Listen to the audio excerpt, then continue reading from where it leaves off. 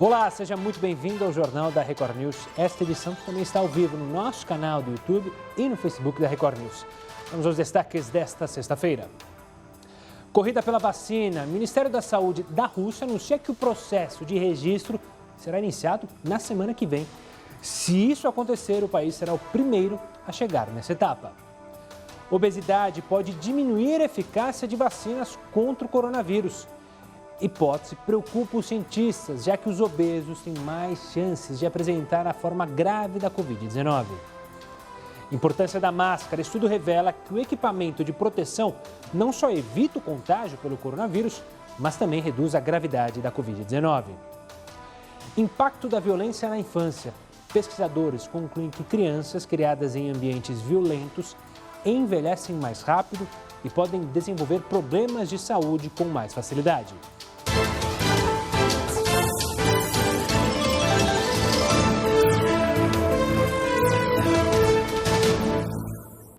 E o Ministério da Saúde da Rússia anunciou hoje que vai registrar a primeira vacina contra o coronavírus na próxima quarta-feira. Uma notícia que o mundo quer receber é sobre a criação de uma vacina que vai proteger as pessoas do coronavírus. Talvez essa informação não esteja tão longe de ser divulgada. Isso porque a Rússia prometeu que vai registrar na próxima semana a primeira vacina contra o vírus. O material está sendo desenvolvido pelo Instituto Gamaleya de Epidemiologia e Microbiologia, em Moscou, em um conjunto com o Ministério da Defesa do país. De acordo com uma agência internacional de notícias da Rússia, a vacina foi capaz de induzir uma resposta imune nos voluntários. E tem os mesmos princípios da vacina de Oxford, que passa por testes aqui no Brasil.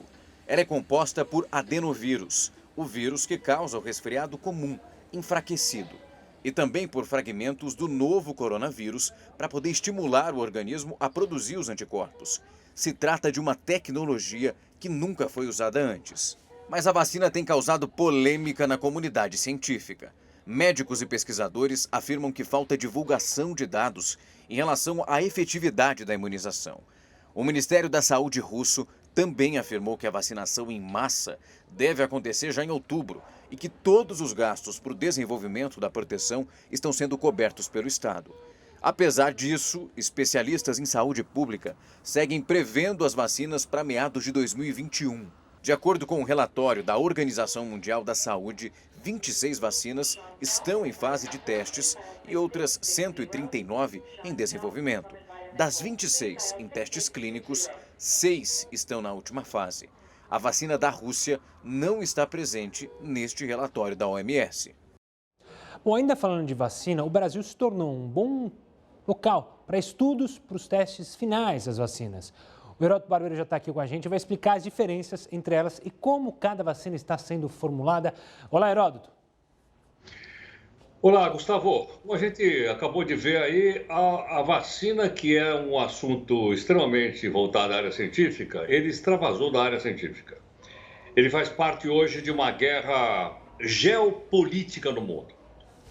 Aí você tem a Rússia de um lado, você tem a China do outro, você tem os Estados Unidos do outro, tem os países da Europa, enfim, uma confusão danada, uma briga muito grande, porque é uma questão de ordem geopolítica, né, de saber quem é que vai oferecer essa vacina. Aliás, a Rússia, que você mostrou agora há pouquinho, é um dos 3 países que tem o maior índice de contaminação. Então é provável que essa vacina precisa primeiro ser dada nos russos, para depois ser divulgada pelo mundo. Mas acho que é uma coisa interessante para a gente saber o seguinte: como a gente mostrou agora, eu vou reafirmar, todas estão na fase 3. O que é fase 3? Pelo menos no Brasil temos 2. Ou seja, aquela em que as pessoas, o teste está sendo feito em seres humanos. Estão sendo feitos em Brasília, em São Paulo, na Bahia e no Rio de Janeiro. Né? E essas vacinas, então, estão desenvolvendo no Brasil. Mas as 2 mais conhecidas nossas, que tem vindo todo dia no noticiário, qual é a diferença que existe entre uma e outra? Dá para a gente que é leigo. Vamos mostrar, então, aqui para ficar fácil a gente poder entender. Nós temos, então, no Brasil, a vacina que está sendo desenvolvida pelo Instituto Oxford. Essa vacina do Instituto Oxford, que é do Reino Unido, é lá da Grã-Bretanha, o que ela fez? Ela estava sendo usada com vírus do material genético da Covid-19. Em outras palavras, é o seguinte: eles pegaram o material genético do vídeo que provoca a doença, do vírus, colocaram em outro vírus e o vírus, então, injetado nas pessoas, provocaria imunidade. Isso é que está sendo desenvolvido pela Oxford, aqui no Brasil, pelo Instituto Manguinhos, lá no Rio de Janeiro. É a única, não é. Agora vamos, então, a outra, que é aquela que está diretamente ligada ao Instituto Butantan e que também tem importância no Brasil. Ela chama Coronavac, vem da China, vem do laboratório chinês, mas ela usa o método tradicional, aquele que a gente vem repetindo muito. Qual que é? Você pega o vírus, da doença no caso, enfraquece o vírus, injeta esse vírus nas pessoas e ela então provoca a imunidade. Então são dois métodos diferentes. O da Oxford, segundo eu li hoje, ele é o mais avançado, ele é uma nova tecnologia, mas muitas vezes, né, como a gente diz assim, em time que está ganhando a gente não mexe. O método chinês é um método antigo, tem funcionado no passado e a gente está torcendo para que ele também funcione aqui no Brasil. Então, como você vê, Gustavo, as coisas extravasaram o mundo científico, estão no mundo da política, da geopolítica e principalmente no mundo da economia, porque não esqueça o seguinte, isso tudo está sendo pago com o dinheiro do contribuinte, ou brasileiro, ou em outros países do mundo. Vamos aguardar para... Né? Precisamos da vacina, sem dúvida. Vamos aguardar. Lembra o momento que a gente teve na Guerra Fria, né? Na Guerra Espacial, ou seja, os países querendo chegar logo à Lua, o primeiro que chegasse a se dar bem geopoliticamente, é o que está acontecendo agora. Quem chegar com a vacina primeiro vai se sentir melhor, vai se sair melhor. Tem a questão política, principalmente nos Estados Unidos, com Donald Trump. Enfim, vamos acompanhar. O Heródoto ainda volta conosco nessa edição para falar sobre outros assuntos aqui dentro do Jornal da Record News. Agora a gente vai mostrar um caso que ganhou muita repercussão. Caso você não tenha visto, são imagens chocantes. Um vídeo divulgado nas redes sociais hoje mostraram um motoboy sofrendo ofensas racistas e sendo humilhado enquanto realizava uma entrega, trabalhando. A cena ocorreu em um condomínio de luxo na cidade de Valinhos, no interior do estado de São Paulo, aqui próximo a Campinas. O vídeo começa com um homem branco, esse de camiseta azul, xingando o entregador de lixo, de invejoso. O flagrante ocorreu enquanto as viaturas da polícia chegavam ao local. O entregador registrou o boletim de ocorrência. O agressor foi indiciado criminalmente por injúria. E aí vem sempre a desculpa da família rica, né? Ele é doente e sofre de esquizofrenia. Quando é rico, tem problemas de esquizofrenia, às vezes com álcool, né? A gente teve aquele caso também de um morador de um condomínio que xingou um policial militar, depois culpou também medicamentos. Tem casos outros piores, como o do filho de uma desembargadora que foi pego com 130 quilos de maconha. Também culpou uma síndrome. Ou seja, quando é rico, isso mais me irrita. É porque está com algum problema. Quando é pobre, é justamente porque é vagabundo. Perceba, sempre esses dois pesos e duas medidas. Olha, equipes de resgate continuam procurando sobreviventes entre os escombros nos arredores do epicentro da mega explosão que abalou a capital do Líbano na última terça-feira. O repórter Herbert Moraes traz novas informações também sobre o prejuízo econômico na região. Uma boa noite, Herbert. Boa noite, Gustavo. Os danos provocados pela mega explosão em Beirute são avaliados em bilhões de dólares e a tragédia será uma prova de resistência para a economia libanesa, já que o principal porto do país foi totalmente destruído com todos os produtos armazenados no local. O governo já anunciou que os estoques nacionais de grãos devem durar somente até o final de agosto. Os prejuízos econômicos podem ser divididos em dois grupos: infraestrutura e produtos. As empresas que ficavam no local da explosão, além de destruídas, terão que ser fechadas. Assim, milhares de pessoas devem perder o emprego num país onde o nível de desemprego chega a 36%. O país, que importa 70% da alimentação, possui produção agrícola incipiente. O porto de Beirute acumulava a função de depósito de grãos e outros produtos alimentícios. Com a explosão, o país corre um sério risco de desabastecimento e vai precisar de ajuda internacional para reconstruir a infraestrutura da capital e fornecer os produtos de primeira necessidade. O Líbano está à beira de uma catástrofe humanitária. Sem a ajuda dos vizinhos, de outros países e de organizações internacionais, o Líbano pode simplesmente não sobreviver para a reconstrução de Beirute. Obrigado, Herbert. Um grupo de médicos brasileiros vai neste domingo embarcar justamente para o Líbano a fim de ajudar no tratamento dos mais de 5 mil feridos na explosão no porto de Beirute. Eles vão levar medicamentos e insumos para a capital libanesa. Entre eles, essas imagens aí, mais de 30 mil centímetros quadrados de pele de tilápia. Você se pergunta por quê? Porque elas podem ser usadas para tratar queimaduras. Esse método é pioneiro no tratamento e foi desenvolvido em 2014 por pesquisadores da Universidade Federal do Ceará. A pele de tilápia, segundo esses estudos, age como uma espécie de curativo biológico na cicatrização dos ferimentos. E a Procuradoria-Geral da República recorreu da decisão do ministro do Supremo, Edson Fachin, que impediu o órgão de receber dados de investigações das forças-tarefas da Operação Lava Jato no Paraná, no Rio de Janeiro e em São Paulo. A decisão foi tomada pelo vice-procurador-geral da República, Humberto Jacques de Medeiros.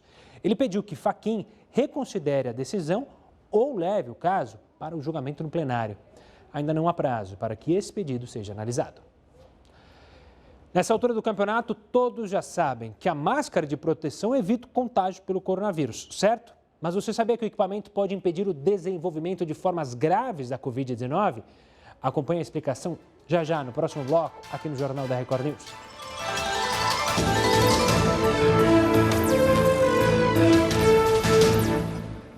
Já estamos de volta. Você lembra daquele projeto aprovado pelo Senado que limita os juros anuais do cartão de crédito e do cheque especial? O Heródoto Barbeiro vai explicar detalhadamente o que significa isso na prática para você, consumidor, você que às vezes está enforcado aí com os juros. Diga lá, Heródoto. Olá, Gustavo. Principalmente o pessoal que pegou a grana, entrou no chamado crédito rotativo, é do cartão de crédito só, hein? Não vou falar do cheque, só do cartão de crédito para não ficar muito confuso aqui para mim. O pessoal pegou cartão de crédito rotativo durante o período da pandemia. Como você lembrou, foi aprovado no Senado? Foi. Mas agora tem que ser aprovado na Câmara. Então vamos com calma, porque ainda tem a Câmara dos Deputados. Mas como é que fica o seguinte, só para a gente entender. Olha só, a taxa de juros no mês de junho do cartão de crédito rotativo, é de 300% ao ano. Olha, isso vai dar mais ou menos 11,2% ao ano.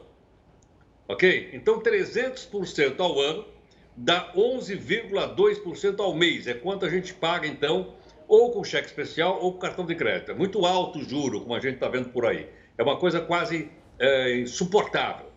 Mas eu acho que seria melhor, além do cartão de crédito e do juros, a gente entender o seguinte. Vamos lá. O que é que o Senado disse? Ele disse, olha, agora vai ser diferente. O cartão de crédito vai pagar de juro nesse período 30% ao ano. E isso significa o seguinte, significa que vai pagar 2,2% ao mês. Então, despenca o juro do chamado crédito rotativo. Despenca. Mas dá para a gente ter uma visão melhor, né, disso, para ficar mais claro? Vamos lá.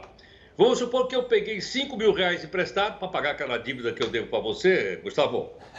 E eu peguei com o juro do cartão de crédito rotativo. Estou pagando 300% de juro ao ano.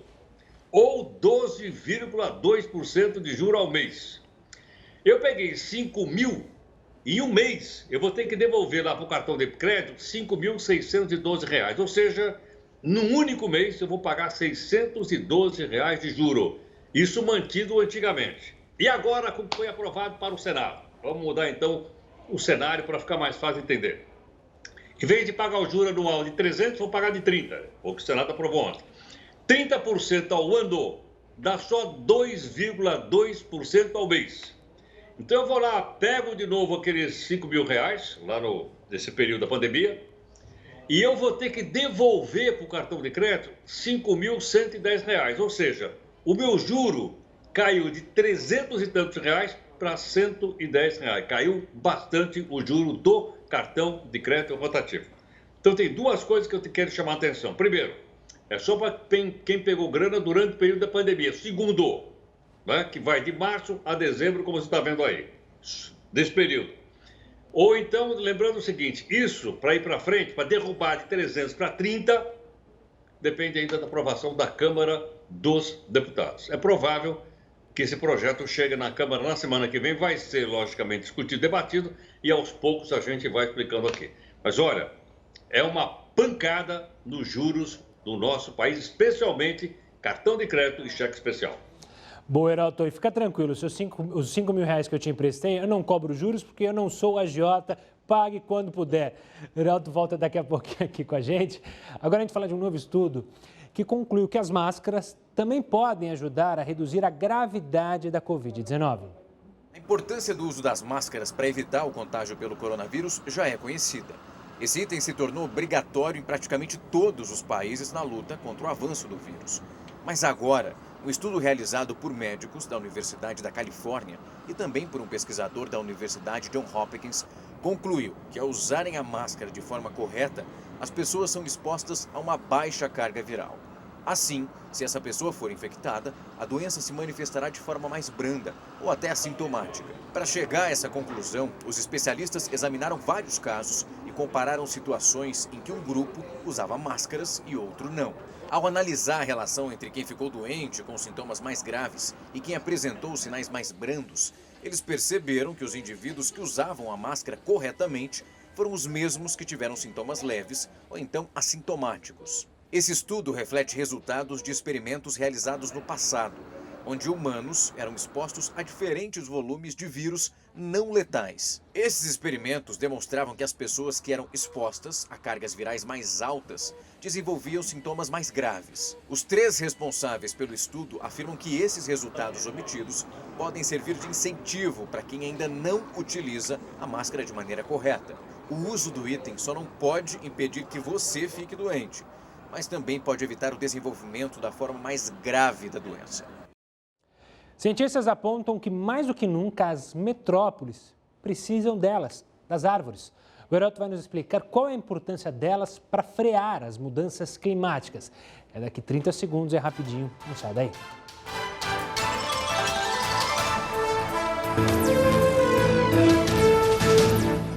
Falei que era rapidinho? Vamos falar então sobre essa questão das árvores. Os ecologistas alertam que as cidades precisam mais do que nunca delas.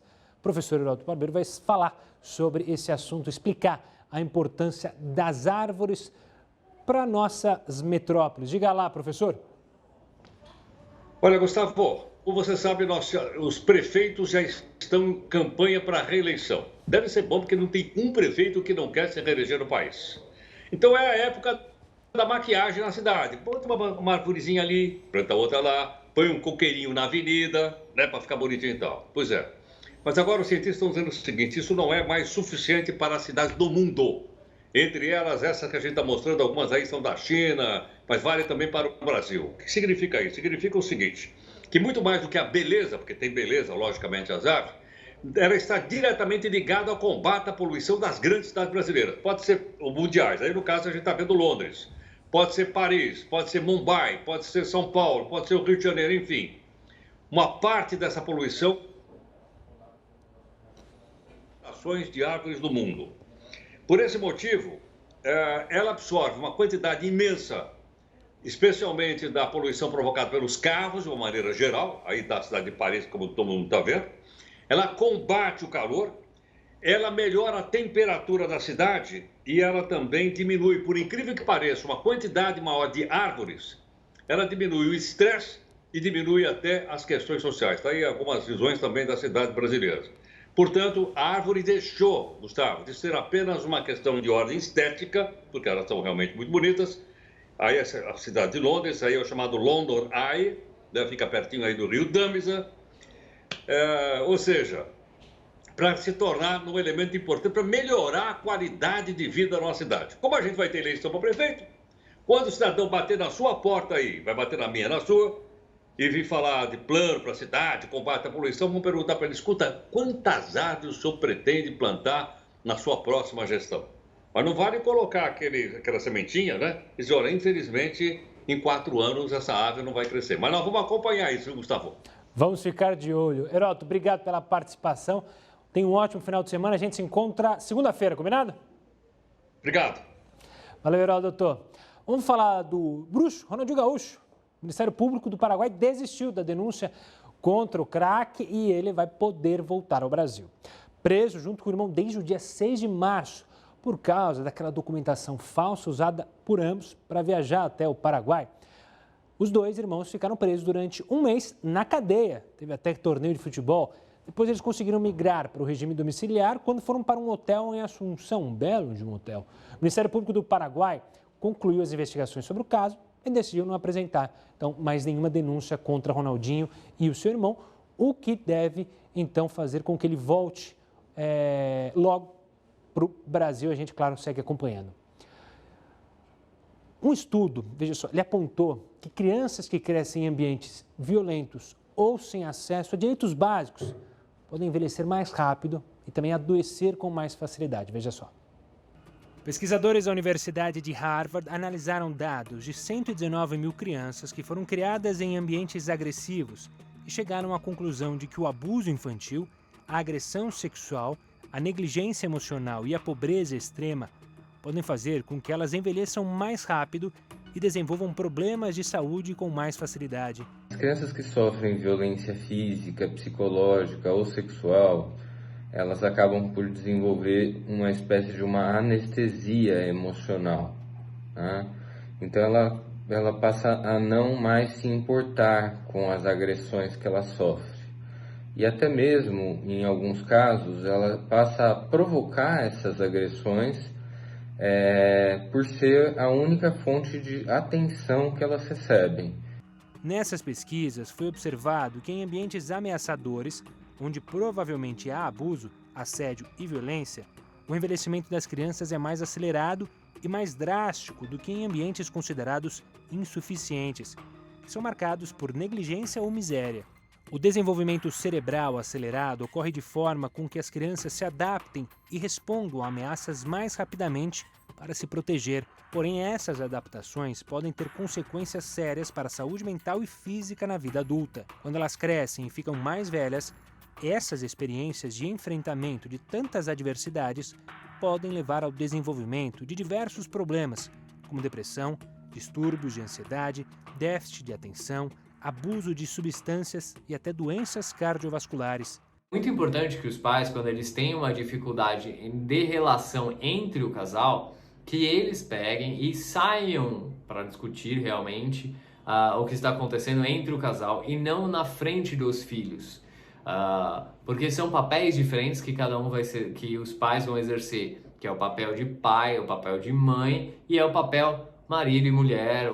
Os pesquisadores ainda estão buscando uma forma de reverter e amenizar esses traumas e afirmam que para pessoas jovens, intervenções psicossociais como terapias cognitivas são uma solução em potencial. E os obesos fazem parte do grupo de risco e podem desenvolver formas mais graves da Covid-19. Como se isso já não fosse preocupante, os cientistas desconfiam que a obesidade pode comprometer a eficácia de uma eventual vacina contra o coronavírus. A gente vai entender isso daqui a pouquinho, no próximo bloco, não sai daí.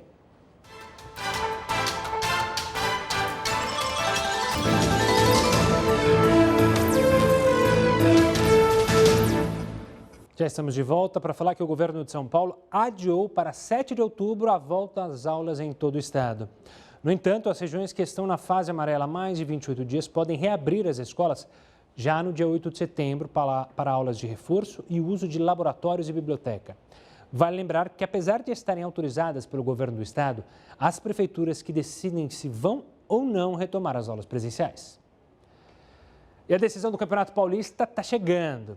Neste sábado, Corinthians e Palmeiras decidem o título. É amanhã, torcedores corintianos e palmeirenses. Mais uma vez, um derby vai definir quem fica com o caneco de campeão paulista. Após o empate sem gols no primeiro jogo, essa decisão ficou 100% para o jogo desse sábado. O Corinthians está na melhor fase do time no ano. Depois de um começo aí, digamos que conturbado, o timão embalou depois da pausa na competição. Foram 4 vitórias, uma delas em cima do rival Palmeiras e apenas um empate, também contra o Verdão. O time ainda contou com a volta do atacante Jô, que marcou o seu logo na reestreia. E após o primeiro jogo da final, o volante Gabriel comentou sobre o peso da camisa corintiana e a importância que tem essa decisão. A gente está preparado para atacar, para defender, que a nossa camisa ela sempre impõe respeito, então vai ser um jogo grande, uma decisão, um clássico. Mas o Palmeiras nem parece estar com medo, viu? Após se envolver numa confusão no primeiro jogo da final, olha o Rony tranquilão fazendo um trabalho de recuperação aí na piscina. O atacante falou sobre a sensação da primeira decisão com a camisa alviverde e também da importância do apoio do torcedor, mesmo que à distância. Bom, a expectativa é muito boa, né? É uma satisfação imensa estar disputando a minha primeira final com o Palmeiras. Espero estar disputando muitas, né? Esperamos estar todo mundo bem no sábado para a gente fazer uma grande partida. E também contamos, né, com a torcida, com a energia positiva dos nossos torcedores, que também, mesmo em casa, estão nos apoiando, estão nos incentivando. Mas o clássico não está nada tranquilo assim, não. Já teve muita polêmica sobre quem apitaria as partidas, até por causa dos testes para o coronavírus. Só que, apesar de tudo, a decisão é amanhã, na bola. E você, torcedor? Quem será que vai ficar com o caneco de campeão? Também neste sábado, a bola começa a rolar pelo Campeonato Brasileiro. Após meses de espera, o Campeonato Brasileiro finalmente vai começar. E com um calendário um pouco diferente do que a gente está acostumado. Dessa vez, nós só saberemos o campeão do Brasileirão 2020 em fevereiro de 2021. Mas mesmo só acabando no ano que vem, os times não têm tempo para perder, não. Na final já foram muitos meses ali, ó, todo mundo paradão. Para abrir o Brasileirão no sábado, o Fortaleza, do treinador Rogério Ceni, recebe o embalado campeão paranaense Atlético na Arena Castelão. O Internacional viaja direto para Curitiba, onde vai enfrentar o Coxa, no Couto Pereira. E ainda mordido por causa de mais uma derrota para o Grêmio, o Colorado vai focado para estrear com o pé direito. Para fechar a rodada no sábado, o Sport recebe o embalado campeão Ceará na Ilha do Retiro. Já no domingo, o campeão carioca Flamengo recebe o Atlético Mineiro no Maracanã.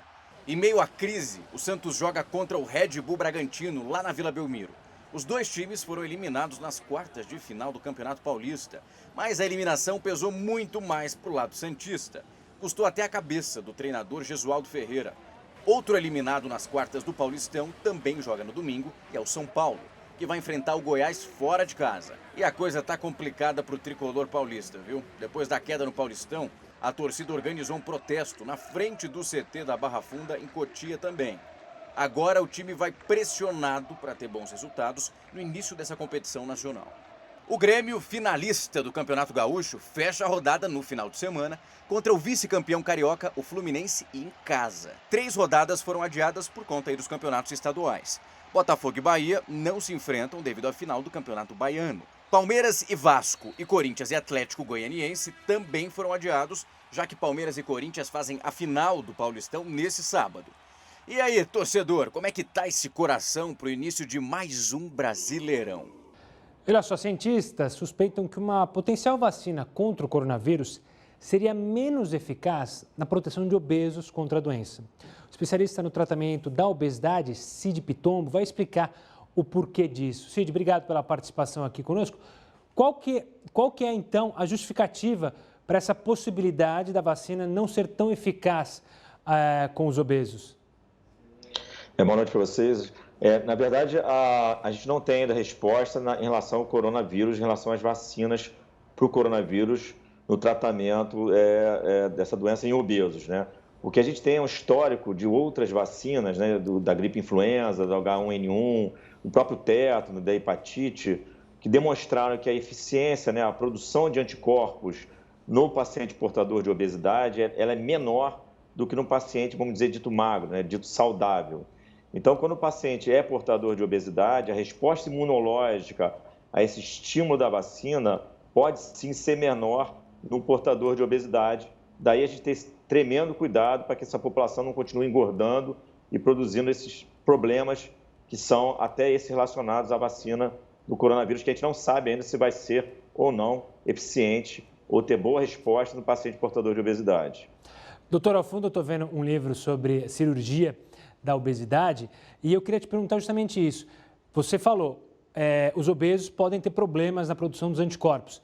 A pessoa que foi obesa, mas diminuiu de peso, passou por uma cirurgia ou então diminuiu o peso através de exercício, uma reeducação alimentar, essa medida faz com que ela volte a produzir anticorpos de uma maneira mais rápida ou também pode ser arriscado? Na verdade, o paciente operado ou que teve a perda de peso e não está mais na faixa de obesidade, ele não compromete mais risco nem na formação imunológica de anticorpos, nem ainda para a própria doença do coronavírus, né? O paciente que está portador de obesidade, esse sim tem risco maior para se infectar com a doença coronavírus, assim como ter uma forma mais grave da doença. Agora, se o paciente emagrece, seja por método cirúrgico ou método de perda de peso por dieta, atividade física, ele não fica na faixa de risco para uma resposta imunológica na questão da vacina. O que acontece com a vacina no portador de obesidade é que a gordura produz substâncias, sejam elas hormonais ou sejam elas inflamatórias, que bloqueiam a formação de células de defesa. Então, isso tanto serve para uma infecção quanto serve para a vacina, porque a vacina tenta estimular uma forma, o seu sistema imune de produzir células de defesa, só que são células de defesa com memória, quer dizer, elas vão futuramente, se você tiver uma infecção e você for vacinado, essas células têm a memória dessa doença e vão combater essa doença. O obeso produz substâncias que dificultam a produção dessas células que produzem anticorpos. Agora, se o paciente emagreceu por método cirúrgico ou por tratamento clínico, ele não tem risco e vai desenvolver o sistema imunológico adequadamente como um paciente que não é obeso.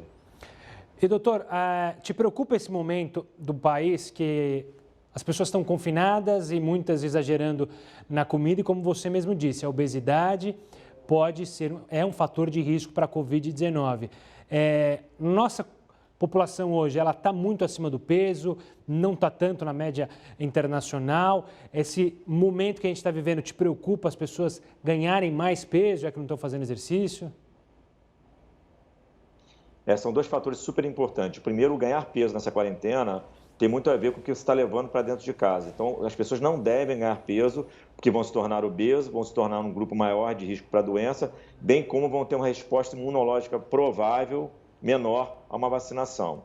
Por um outro lado, o não fazer atividade física tem uma importância em relação também à imunidade. Você, quando desenvolve atividade física, você também melhora o seu sistema imunológico, você produz substâncias que são benéficas ao sistema imunológico. Então, esse momento é um momento perigoso, porque as pessoas estão ganhando peso, portanto, estão produzindo substâncias que dificultam o sistema imunológico de produzir substância adequada no combate à doença e numa provável vacina, bem como não estão fazendo atividade física. E não fazer atividade física também faz com que você não produza substâncias que também são importantes para o nosso sistema imunológico. Doutor, quero agradecer demais a sua participação aqui conosco, fazendo esse alerta sobre a questão da obesidade, não só do Covid-19, mas também relacionada à vacina. Um forte abraço, doutor. Se você perdeu a entrevista, quer recuperar, daqui a pouco ela está lá no nosso canal no YouTube, você já está vendo aí, youtube.com/Record News, nosso canal, mais de 1 milhão de inscritos, informação de qualidade e tudo de graça para você. O Tribunal Regional Federal do Rio de Janeiro negou o pedido de habeas corpus ao secretário de Transportes de São Paulo, Alexandre Baldi. Para o desembargador responsável pelo caso, a autorização de mandado de busca e apreensão e a prisão temporária não causaram risco à atividade do secretário de Transportes. Baldi foi preso por suspeita de fraudes em contratos da área de saúde nos períodos em que ele foi deputado federal e ministro das cidades do governo do ex-presidente Michel Temer. Ainda de acordo com o desembargador, existem provas que vinculam Baldi ao esquema. A assessoria do secretário negou que ele tenha participado de irregularidades. Olha, o alerta de desmatamento da Amazônia aumentou 34,5% em um ano. Segundo o INPE, Instituto de Pesquisas Espaciais, de agosto do ano passado até julho deste ano, 250 quilômetros quadrados foram devastados. Isso equivale a 6 vezes a cidade de São Paulo, ou então a 35 mil campos de futebol.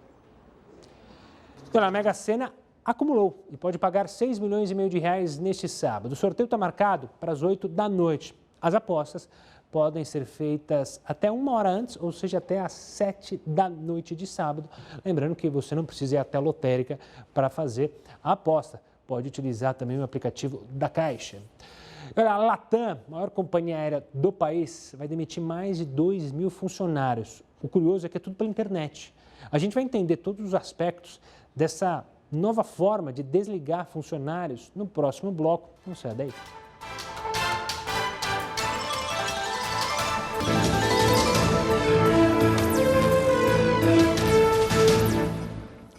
E a Latam começou nesta sexta-feira um processo de demissão de mais de 2.500 funcionários.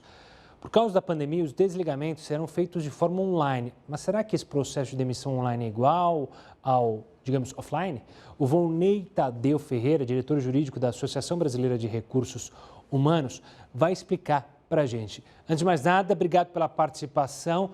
Volney, como é que funciona, então, uma demissão, que já é terrível, pessoalmente, uma demissão online? Obrigado, Gustavo. Boa noite a você, a sua audiência.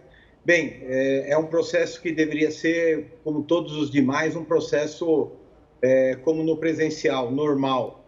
Porém, existe um preparo neste momento excepcional que estamos vivendo de pandemia.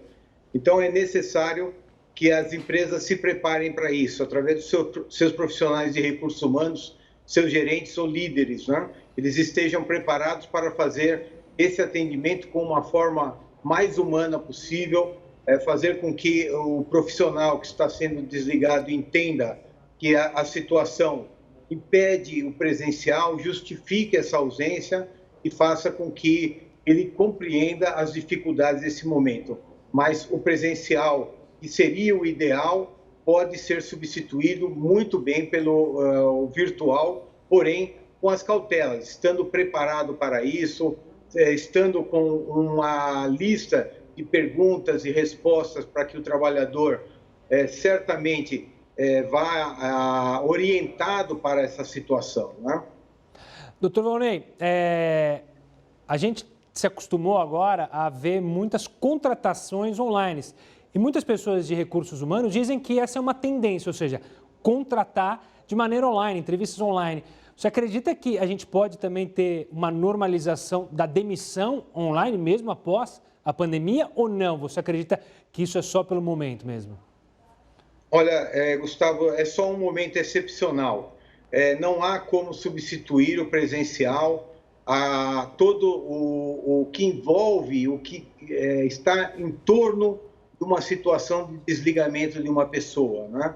Então, toda a orientação necessária para aquele momento, todo o tratamento respeitoso, o tratamento digno que deve ser dado ao profissional neste momento, é necessário que o presencial seja sempre a prioridade, ele só seja substituído mesmo em momentos excepcionais como esse, ou como em algumas situações que nós estamos vivendo no momento, pela distância, não só física, mas a distância muito grande entre a sede da empresa e o local onde o trabalhador esteja prestando seus serviços, né? Mas isso pode ser feito com muita